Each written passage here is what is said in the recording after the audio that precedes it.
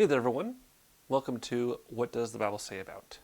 Today, we are going to talk about our dreams and ambitions. And these dreams aren't the ones you have when you're asleep. No, they're the dreams, like I said, and ambitions, stuff that we want, stuff that we want to do in life, stuff that we desire.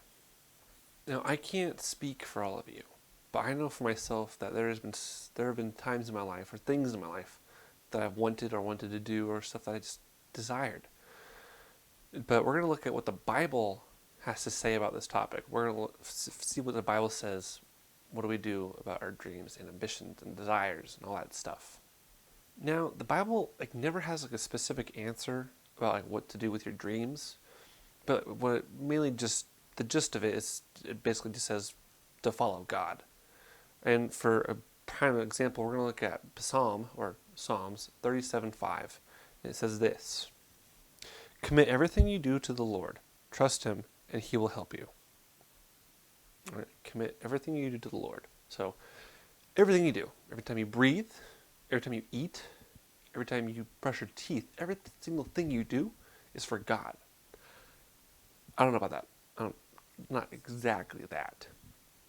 I think what it's trying to say is everything you do, everything that you want to do, everything that you are doing shouldn't be out of selfish ambition, shouldn't be done for yourself, rather with God. And notice the phrase with God. God loves us very much. He likes to be with us. He likes us just talk to Him. He likes us to pray and worship Him. He's a very loving being, and He wants to be with us. And so when we're doing stuff, stuff we do, stuff we want, it shouldn't be done for us, and maybe sometimes it shouldn't even be done for God, but rather it should be done with God. So commit everything you do to the Lord. So it doesn't mean every step you take, every time you think of something, oh God, it's for you. No. It's just try to include God in your everyday life. Try to put Him above everything else.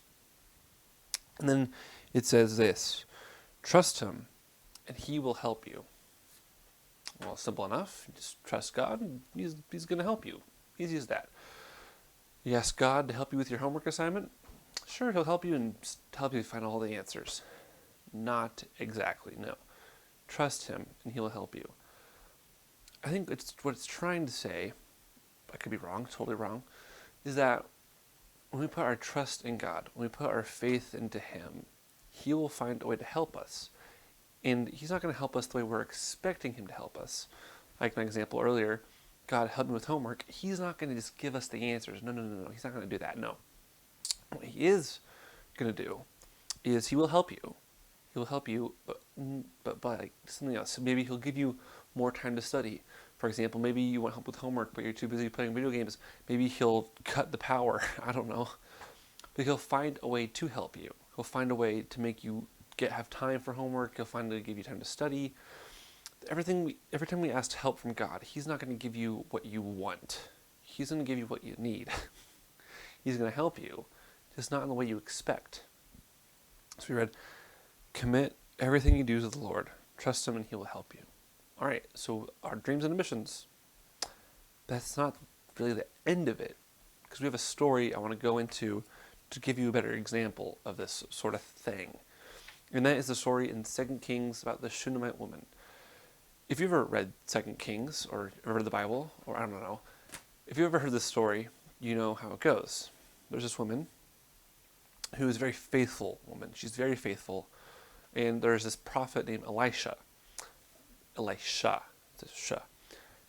the prophet Elisha goes back into the town, other places, comes through this place a lot. So this faithful woman thinks to herself, I'm going to build this guy a room. I'm going to make him a nice room, a nice bed.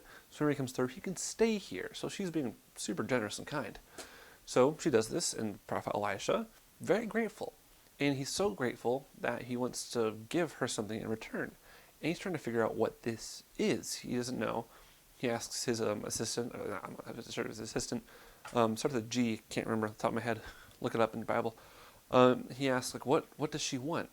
And well, she asked him, he asked her, and she's like, nothing. I'm good. But then she finds out that she can't have children. She can't have children, like physically, she's not able to. But she really wants a child. She really wants it. That's her dream. Her dream is to have a child. And so Elisha tells her that in a year's time she will be holding her child. And her response is kind of weird. She basically, what she's saying is, don't do that. Don't give me hope. Because she knows that she can't have it. This is her dream. This is what she wants. And she knows she can't have it. And to be told that she can have it is like, why would you get my hopes up? It's like you want to go to Disneyland your entire life, but you can't. And someone tells you, hey, we're going to go to Disneyland during this year, we're going to go. And you're like, don't tell me this. Like, I wanted this forever. Don't tell me that. But then it turns out she got her dream. In a year's time, she had a son, and she held her son in her arms. So she got her dream. Elisha gave it to her.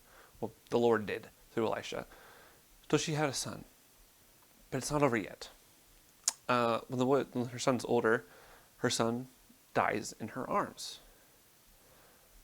Whew. Her dream, everything she loved, everything she wanted, desired, the thing she wanted the most, died in her arms. And it's not even over yet at all. So she go to Elisha, because Elisha at this time, when the boy's older, isn't at their house. He is out doing prophets do. So she goes out to him, and when she gets to him, he asks, is everything fine? And she's like, yeah, everything's fine. But then she tells him the situation. She tells him about how her son died and reminds him about getting her hopes up. And Elisha first says, all right, take my staff, go with my assistant, take my staff, go put it on your son, he'll be fine. She says, no. She doesn't want to leave him.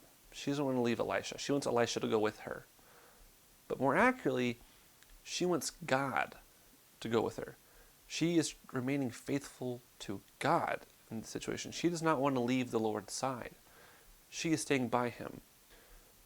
I believe it says in 2 Kings, as long as you are with the Lord, I will not leave you.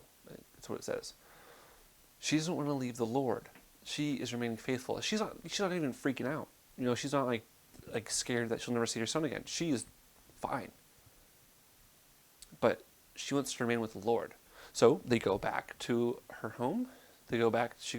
Elisha sees her son, does a little thing like by laying on top of him, and not over time, but like her son comes back to life. But what's the point of all this? She got her dream. Her dream died, but she came back to life. The point is her faith. This Shunammite woman was faithful to God before she got what she wanted. She was faithful while she had what she wanted. And she was faithful after what she wanted was taken from her. And if the thing she wanted most was taken from her, she was still faithful to God. She had her dream. She had her ambition. She had her goal. Everything she wanted, she got. And she remained faithful. When that was taken from her, she remained faithful still. After all that, still faithful. Everything she did was with the Lord. Everything she did was with the Lord. And she trusted in God. And God helped her. God didn't have to bring her son back to life. Elisha didn't have to bring her son back to life. But she remained faithful to the Lord. She was faithful.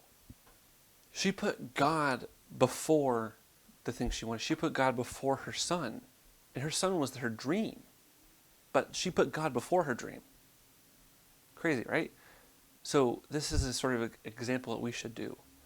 And another, example that's not part of the Bible is from a movie called Spider-Man 2, where Spider-Man is the whole movie is this big conflict inside him of should he be a superhero or should he have his normal daily life that he wants, he desires, his dream. And by the end of the movie, or sometime in the middle, he gets this wonderful advice from his Aunt May, saying how sometimes we have to be steady. We have to give up the things we want most, even our dreams. And by the end of this movie, Peter, or Spider-Man, uses that same wisdom. He gives up his dream of having a normal life, having a girlfriend, having all that, gives it all up to become Spider-Man again. And he's able to use that to help the villain in the end. And I think it's a good message for everyone else, saying how sometimes we have to give up the things we want most. Yes, we have dreams, we have ambitions, but sometimes we have to give that up. Sometimes. We do. And I know this is not biblical. It's not. It's just a really good movie. God cares more about our relationship with Him rather than what we do for Him. Yes, we all have dreams, we all have stuff we want or want to do, but at the same time, if we're following God, and we say we follow God, we should actually try to do that. We should try to put God before these things, and that's hard. Trust me, I know it's hard. It really is. Sometimes at the end of the day, you just want to sit down, watch a movie, play games, hang out with friends, stuff that you want, stuff we want. But God is more important than that. So we have to remember to put Him before that thing, before all those things, and include Him in everything we do. So if we're playing a board game, include God. It sounds silly, I know, but just have God in your thoughts at all times. Have God, just talk with Him. Hey God, how's it going? Because God cares about relationships with us. He cares more about what our relationship with Him rather than what we do for Him. And our dreams, yes, maybe we do have to give them up sometimes. But at the same time, follow them. But first put God before those things. Put God before our dreams and ambitions and our goals. And trust in Him, and He will help you. Trust God, and He will help you. If there's a dream you have, something that you want to do, something that you desire, ask God for help and guidance first. Ask Him to help you. And He will, somehow, in some way, He'll help you. And not in the way you expect. And also know that if you follow your dreams, you might have to give it up. You might have to give up the thing you want most.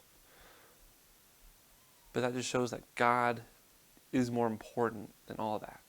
Trust God in everything you do, and He will help you. Thanks for listening.